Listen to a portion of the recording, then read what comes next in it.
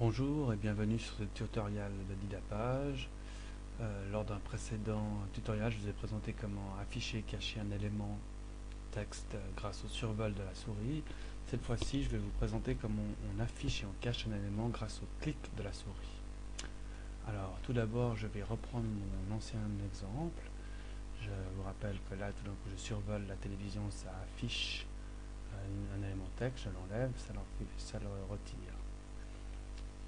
Voyons ce que j'ai fait. Dans la ligne 1, j'ai mis une image. Dans la ligne 2, j'ai mis la zone de texte que je bouge ici. Et dans ma ligne 3, j'ai mis la zone réactive qui est par-dessus la télévision, l'image de la télévision.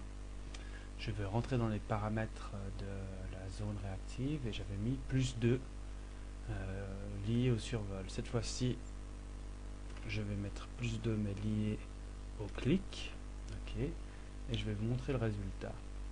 Alors lorsque je clique, voilà, ça affiche ma zone de texte. Mais le problème, c'est lorsque je reclique plusieurs fois sur ma télévision, ma zone réactive, le texte ne disparaît pas. Alors je vais vous montrer une petite astuce pour pouvoir pallier à ce problème.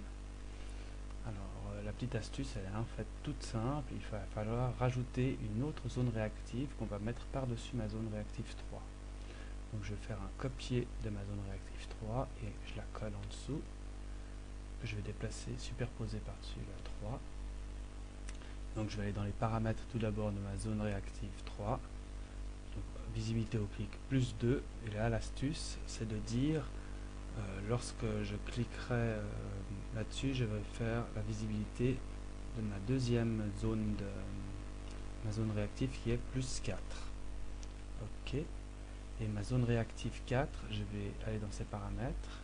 Évidemment, au clic, je ne vais pas lui dire +2, mais je vais lui dire -2.